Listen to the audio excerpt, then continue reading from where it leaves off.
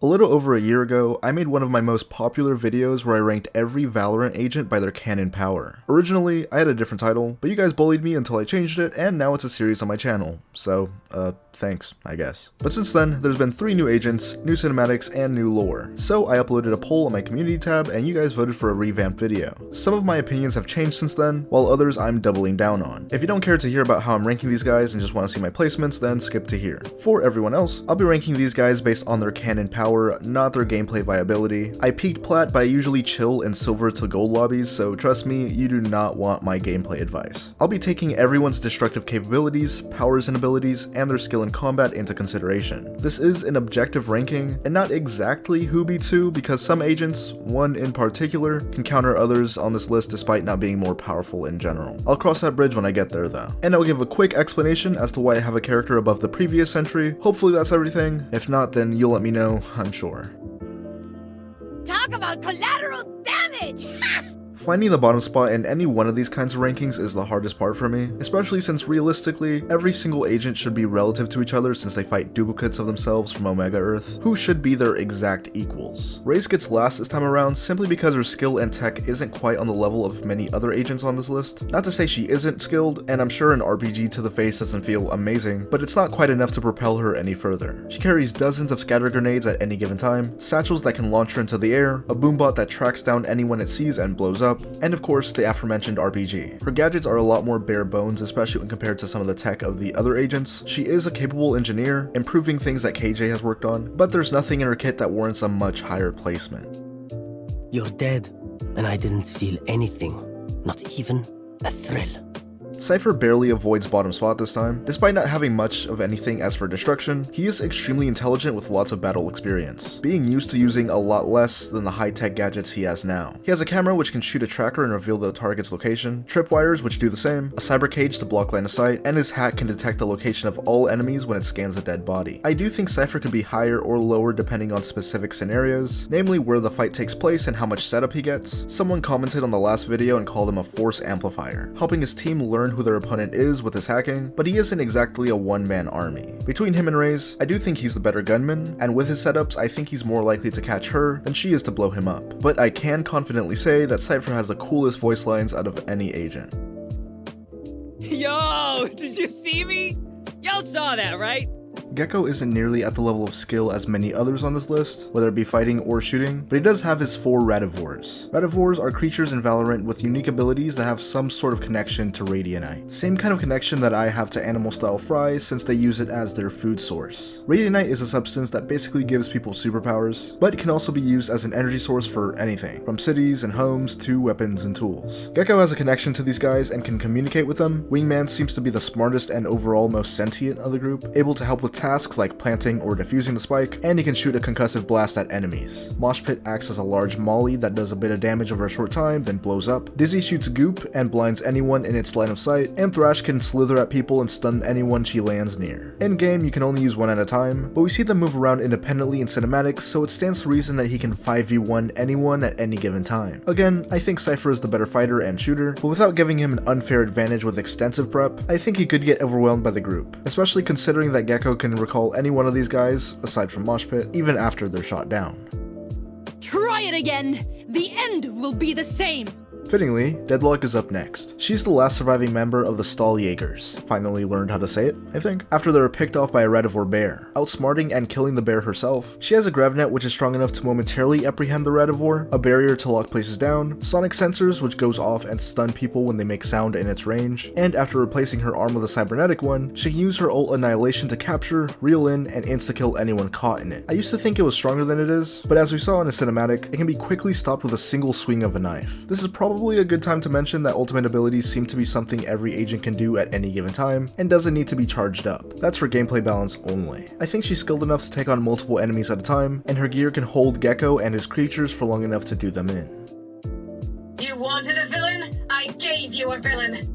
Viper would be number 1 if this was a different kind of list, although I don't believe she's as trained or experienced in battle as Deadlock or Cypher, since she's a chemist. Her gear seems a lot more dangerous in a battle setting. She can set up giant walls of smoke to cut off line of sight and decay the health of whoever walks through it. In universe, I guess it hurts your lungs or something, I don't know. Her poison cloud comes from her gas emitter, which she can place anywhere she chooses. It's similar to her toxic screen, but it just takes the form of a ball. And of course her ultimate ability, Viper's Pit, which covers a wide area in toxic gas which decays the health and reduces field of vision. It doesn't have any impressive showings, seemingly only causing discomfort to those exposed to it. Her snake bite seems to be her most dangerous ability, since we saw it almost instantly melt away Killjoy's turret. Now imagine a direct hit to someone's face. Would likely be an insta-kill. Her ability to control an area with poison, tied with her melt your face off juice, I think she comfortably ranks above those previously mentioned. Get off my lawn! Wolverine, or Brimstone, is easily the most experienced one on the list. But with experience also comes age, and Brim is really old. And everyone comments on it, I'm serious. At least half the roster points it out in one of their lines. Help that old man find his grave. And that's kind of whatever on its own, but we do see in a cinematic that he isn't quite as capable as some of the other agents here. He's the leader of the Valorant protocol, and still has impressive showings though. I don't mean to downplay him too much. Using his brace, he can call down smokes from the sky, as well as an orbital strike, which may or may not carry him a few spots higher than he would be otherwise. He has a launcher that fires incendiary rounds that can melt down enemies, as well as a stim beacon that boosts the physicals of those nearby. Now that brings back memories.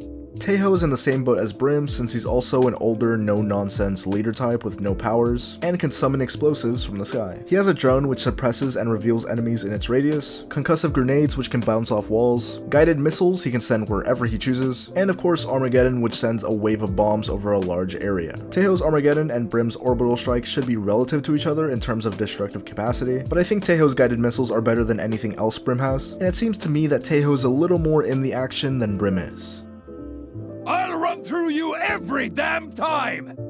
Breach is a retired criminal from Sweden. He's a congenital amputee, which means he popped out with 2 less arms than the usual, but he more than made up for it since he now has 2 mechanical super arms powered by Radianite. Using these arms, he can shoot a blast through walls which does high damage, shoot blinding charges which, you guessed it, blind those who looked at it, and he has on-demand earthquakes with his seismic charges. Fault Line which stuns enemies directly ahead over a long area, and his Rolling Thunder which causes a large earthquake over a pretty big area that stuns and launches everyone caught in it into the air. Both abilities only stun those hit with it, but I'm gonna have to assume that this is for gameplay purposes since there's no way an earthquake that launches you into the air doesn't hurt. His ult once again should be relative to the previous 2, but Breach has more for a direct confrontation with his blinds, fusion charge, and earthquakes, of course. Not to mention the physical difference between them since Breach has mechanical arms. I'll tear through you all! Silva is the tracker of the Valorant team and one of the best shots. Solid silver medal. Silva initiates fights with his recon drone and arrows which mark enemies' locations. He also has shock arrows which let off a sizable electrical blast. He can bounce arrows off walls and hit some pretty nutty trick shots. Is a bow and arrow really better than a gun that can one-shot headshot from across the map? But with his bow he can let off his Hunter's Fury, which releases large energy blasts over a long range and can also shoot straight through solid surfaces. I do believe Breach has more options for a head-to-head fight, but Silva's accuracy tied with his recon would allow him to beam Breach from a distance. Today, I was the sword. Sage is the first Radiant on the list. Although she does mainly act as a healer, we see that she's extremely skilled in combat, taking on dozens of robots in the training room. She has some form of geomancy, launching orbs that expand on the floor and slow everyone who walks on it, and she can create large walls or pillars to block off enemies and can be used offensively. Taking KO's alternate reality into account, Sage was a weapon on the Radiant side, not just a medic. So she certainly has the capacity to be extremely dangerous. And of course she has a pretty powerful healing ability. We don't know the upper limits of her healing powers, so I can only assume there is no upper limit bar for complete disintegration. She can heal anything from a sunburn to lost limbs like how she offered to regrow Deadlock's missing arm. Presumably she can't resurrect herself. There is a voice line from Jet pointing that out, but Sage hasn't died in the main story so we don't know exactly how that would go. Unfortunately for Sage, it seems like using her healing has a pretty harsh physical toll on her, specifically when she revives the dead. She should be relative to Sova in skill, but she can use her radiant powers to block incoming attacks with her walls, and quickly undo any damage done to her with her healing. Did you enjoy the show? Of course you did. Chamber isn't a Radiant, so no superpowers of his own, but his body is covered in Radianite nanotech, which allows him to conjure up his own weapons. The Headhunter, a heavy pistol, and the Tour de Force, a sniper similar to the Operator, so it leaves a slowing field around those hit by it. On top of this, he has his Rendezvous, which allows him to immediately teleport to it as long as he's in range, and his Trademark, which sends a slowing field around anyone it sees. These things on their own isn't anything too crazy, but these weapons paired with his insane accuracy makes him a dangerous opponent. Cypher himself even comments on his accuracy. Be mindful of their chamber. He does not miss much. But it was best showcased when he and his Omega double shot at each other from across the map Fracture, before it was fractured, and their bullets perfectly penetrated each other. Chamber's double also took on both Viper and Brim at the same time, even capturing Brim. I know Sage has actual powers, but from what we know, it's unlikely she can heal from a bullet to the head. I know what they're thinking. Aimbot.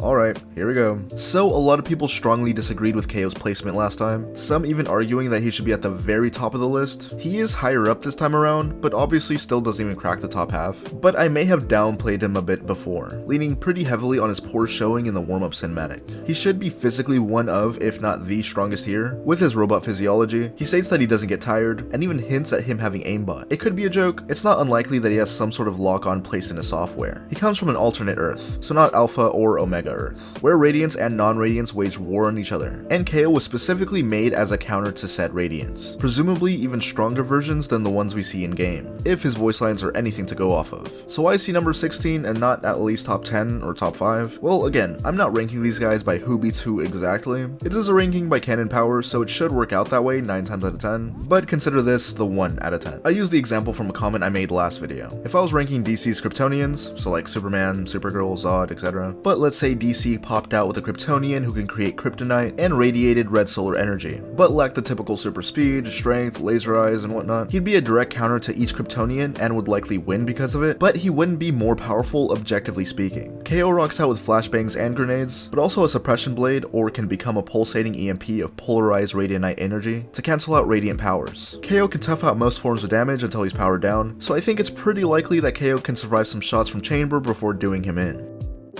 Looks like I got a little carried away. Harbor isn't a Radiant himself, but with the power of his bracelet and rings, he can create and manipulate water. He's a skilled fighter, and with the relic he can flood entire towns. He can change the temperature of the water from freezing to boiling, and can form the water into whatever he wants, but usually opts for large walls or bulletproof shields. He can instantly cover a large area in water that stuns enemies. Harbor could be higher depending on how strong his bracelet is. This seems like a safe spot for now with what we've seen, but if Harbor ever happens to get more showings and cinematics and he's controlling like an ocean's worth of water, then he'd surely be higher. Call me KindaSubpar again. The biggest upset on the list so far is Killjoy, who I originally had second to last time, and I do stand by that placement if going off her physicals and equipment she's shown using in-game, which are a turret, alarm bot, nanoswarm grenades, and most impressive, her lockdown, which detains all enemies caught in its huge radius after a short time. And she isn't exactly the most skilled fighter. I'd venture to say she's one of the least impressive fighters on the list, but what she doesn't have in physicals, she more than makes up for in brains. She was a lead in the Kingdom Corporation's Research and Development Division at 18. She created all robots and tech she uses, as well as the tech some other agents use, like Brim's brace, possibly meaning that she created the orbital strike itself. She also made interdimensional portals to enter Omega Earth. But as for offense, she created the spike and the diffuser, which you use in every match in the game. The spike can explode and do this after being planted. She also quickly created a robot with the help of rays that was powerful enough to take on multiple agents on at the same time, including KO, even recreating his ultimate, but by the reactions, it seemed like it was charging up some kind of explosion, and not just an EMP blast. I wholeheartedly believe that if given prep time, Killjoy can take on any agent on the list, but I didn't want to lean too heavily on other factors like prep time, location, previous knowledge, and whatnot, so Killjoy's a special case where she can be anywhere from the very bottom to the very top, so middle of the pack sounds about right. You were only a moment. I am forever. KO was definitely the hot topic of my last ranking, but I'd say Clove's placement was second most disagreed upon. Clove had just released too, so I didn't want to go too crazy with the ranking, but if you've seen any one of my other rankings, you know I don't like immortality on its own being a reason that a character should be number 1. With that logic, a newborn is stronger than a 60-year-old veteran because it can wait a few decades for him to die. Simply outliving someone doesn't make you more powerful, and longevity isn't something I'll be considering here at all. That being said, Clove's ability to come back to life right after dying is reliable in a combat setting, quickly returning to life on multiple occasions after getting popped. This is obviously their most powerful ability, but like I stated before, anyone who's overwhelmingly more powerful or skilled enough can likely beat Clove over and over and over again or capture them. Clove can also absorb the life force of the dead to replenish their own health, as well as throw orbs of immortality essence which can explode and momentarily decay the health of anyone in its radius. Valorant seems to be hinting at Clove and immortal radiance in general possibly becoming a problem, with Astra and Sage mentioning this, and Clove themselves having a semi-foreboding voice line if they kill their double. We could have ruled this world together. Clove isn't the most skilled here, but they're kind of a natural as we see in cinematics. Messed with again? Oh wait, you can't. Phoenix can create and manipulate fire at will, usually using it as walls of fire or throwing them as fireballs, and sitting in his own fire can heal him from all damage. He can also send mini fireballs out like curveballs which blind anyone who sees it. Phoenix's placement is extremely dependent on how powerful and hot his fire can get. We know he accidentally burned down his art school, but we don't know if he can go full on supernova and torch a city. We did see Phoenix instantly burn a bunch of enemies in the Ego cinematic. It was sort of a dream state sort of thing though, but I do believe this is something he could pull off. That and he's basically immortal with the use of his ult. I'm not sure if he's on Clove's level of immortality, or if he has to set it up, but it's most likely the latter. His I got this attitude does get him into trouble, but he's pretty competent with his abilities, and simply burning everything would surely work. Clove outshines him in immortality, but I think Phoenix's raw power is enough to put him above them. Woohoo! Ba-bum, ba-bum.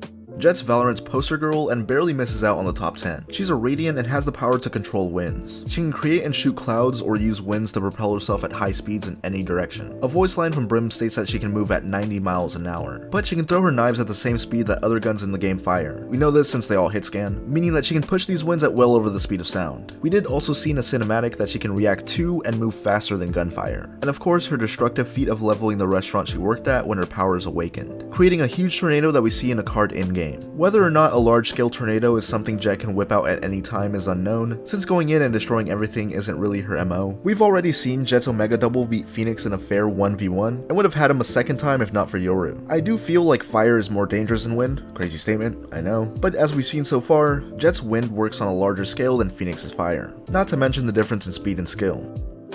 If any of you mattered, you'd be alive. Vice is another new character I didn't go over last time. She can control metal, usually in its liquid state, but we do see her have full control over her razor vines while they're in their metallic state. She also comments on how enemies bring weapons made of metal to fight her and calls it ironic, but we don't see her outright control metal that isn't her own, so I don't think it'd be exactly fair to put her at Magneto levels of power. With her metal, she can create razor vines that slow and damage enemies, or stop the use of other weapons in the large area. She can also create trip walls that burst from the surface it was placed on, and are indestructible while they're up. On top of that, she can place arc roses which go through walls and flash anyone who sees it. Exactly how liquid metal can burn your retinas, I'm not sure. If her ult is anything to go off of, she should canonically be able to hold down a pretty large area with her indestructible razor wire. She did take on Jett pretty handily and disarm Chamber, but I imagine that they didn't know exactly what they were up against while she was prepared for them all, although she did surrender when Yoru and Omen popped down. She could be a bit higher on the list depending on the upper limits of her power.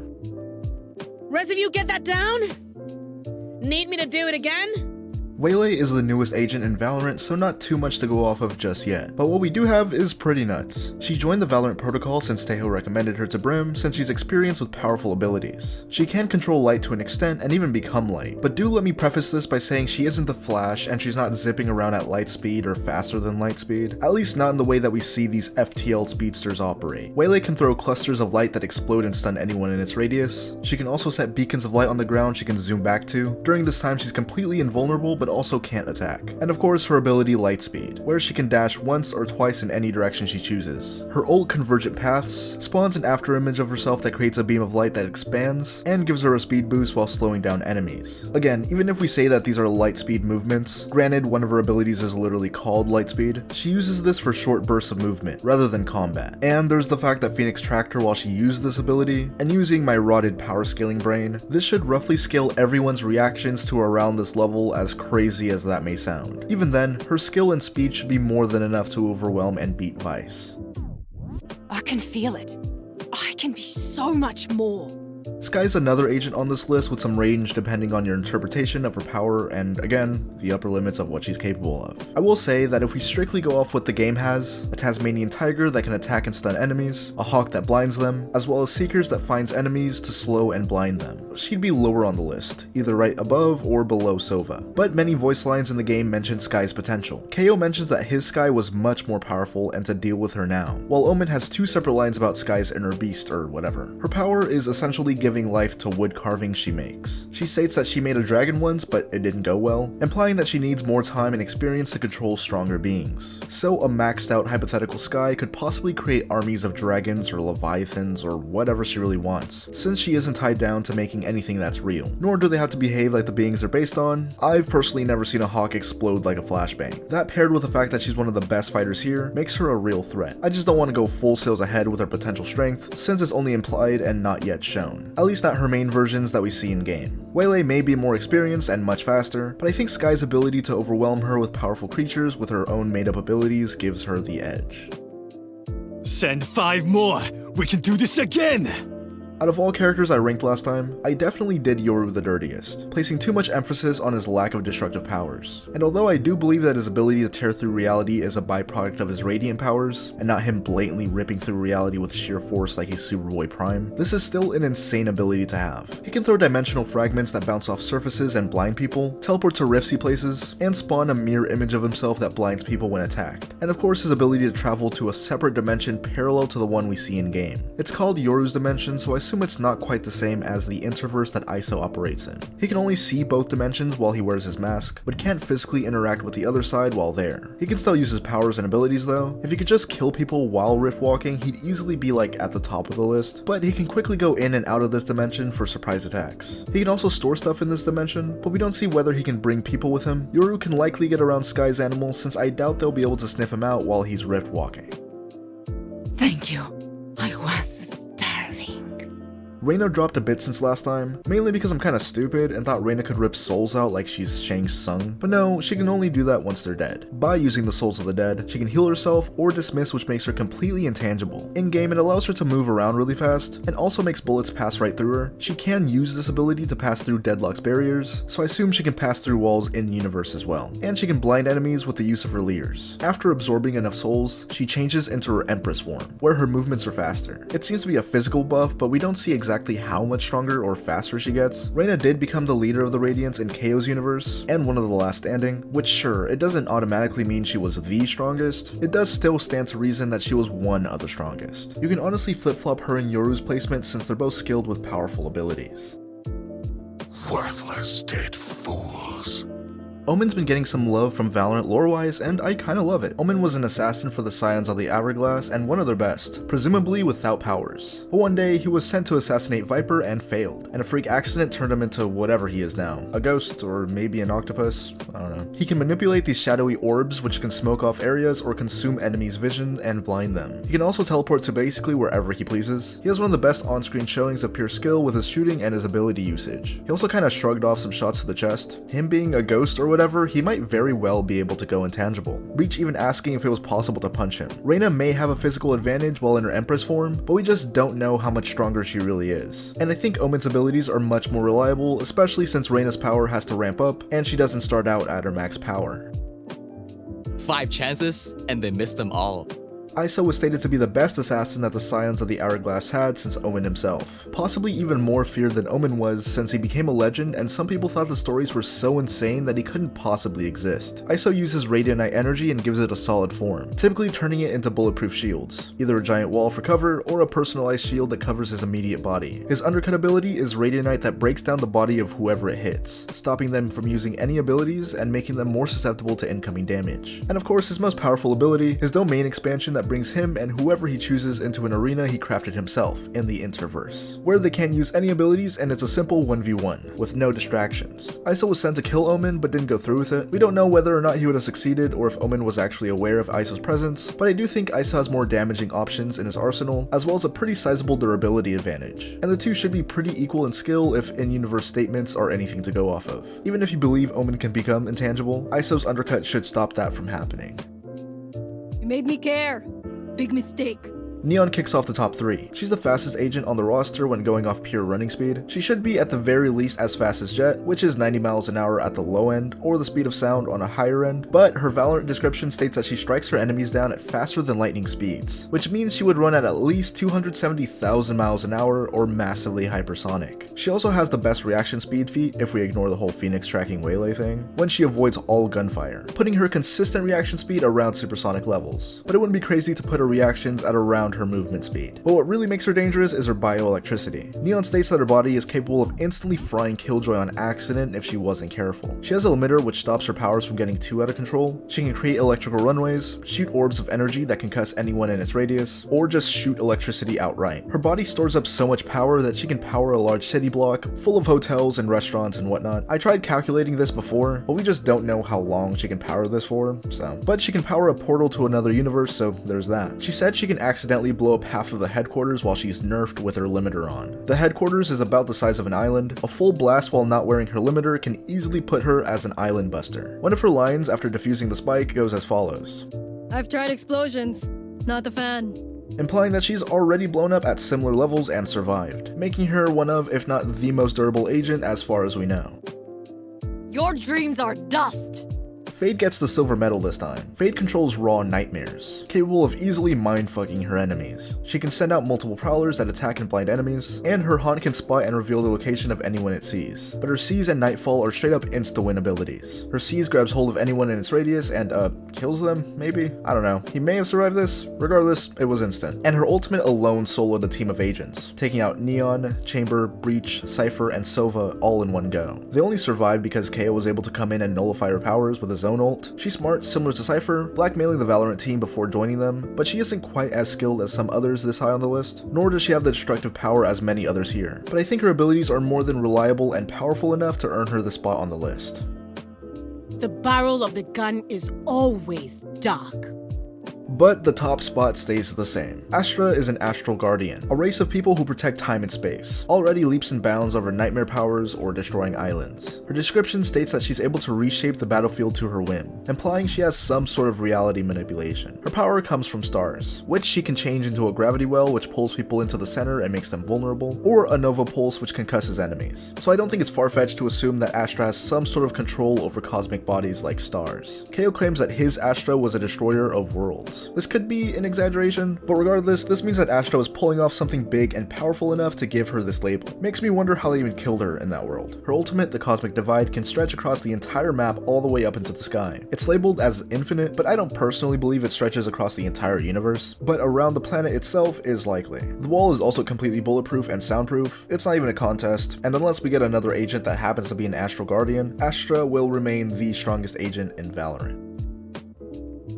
Thanks for watching my second ranking in a row. Hopefully this one does a little better. Huge thanks to Abari for today's thumbnail. His Twitter's down in the description, as per usual. You may have noticed that I mentioned how we don't see the upper limits, or say this implies, and yada yada a lot. And we just don't know a lot going on here. Like, regardless of all their cool superpowers and whatnot, these guys still use guns. You know, it's a shooter. We aren't getting full-fledged anime-style fight scenes for the most part. It would be really cool if Riot made an arcane-style show for Valorant instead. And even if they didn't want to mess with the ongoing lore too much, they could just give us KO's universe and what went down there. Just know I'm doing what I can with what I got. Probably won't revamp this video again unless it's way down the line or we get a ton of lore or a show or something. Anyways, next video is the Doomslayer versus the Pokemon universe. Subscribe to see when that's out, and I'll see you guys later.